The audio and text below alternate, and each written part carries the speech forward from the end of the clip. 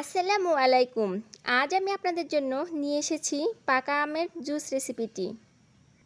পাকা আম খেতে পছন্দ করে না এমন মানুষ খুঁজে পাওয়া সত্যি অনেক কঠিন।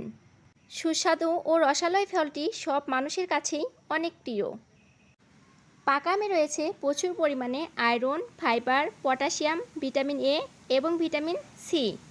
পাকা আম ক্যান্সার প্রতিরোধে গুরুত্বপূর্ণ ভূমিকা পালন করে। এছাড়া পাকা আমে রয়েছে প্রচুর পরিমাণে ক্যালসিয়াম, যা হাড়কে সুগঠিত করে এবং দাঁতের সুস্থতা বজায় রাখতে সাহায্য করে। এছাড়া রয়েছে প্রচুর কার্বোহাইড্রেট, যা কর্মশক্তি প্রদানে সাহায্য করে।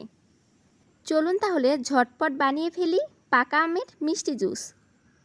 এখানে আমি আমার গাছের 3টা ফ্রেশ আম ছোট ছোট স্লাইস করে পছন্দ মতো কেটে নিয়েছি। এখন একটা ব্লেন্ডার জাগে প্রথমে আমি আমের স্লাইসগুলো দিয়ে দিচ্ছি। সাথে দিয়ে দিচ্ছি 2 টেবিল চামচ চিনি, আর আমের মিষ্টির উপর ডিপেন্ড করে চিনিটা অ্যাড করে দেবেন। এরপর অ্যাড করে দিচ্ছি 1 কাপ লিকুইড দুধ, স্বাদ মতো লবণ দিয়ে দিচ্ছি।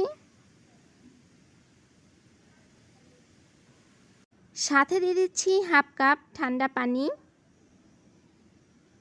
জুসটা ঠান্ডা খেতে বেশি ভালো লাগে, আর এর জন্য আমি এখানে অ্যাড করে দিচ্ছি 3 পিস আইস কিউব। এখন সবগুলো উপকরণ একসাথে 3 থেকে 4 মিনিট মসৃণ করে ব্লেন্ড করে নেব। মসৃণ করে ব্লেন্ড করার কারণে আমার ছাকার প্রয়োজন নেই, তবে আপনারা চাইলে ছেঁকে নিতে পারেন। আরও একটু ঠান্ডার জন্য আমি আইস কিউব দিয়ে দিচ্ছি, তবে এটা অপশনাল, আপনারা চাইলে স্কিপ করতে পারেন।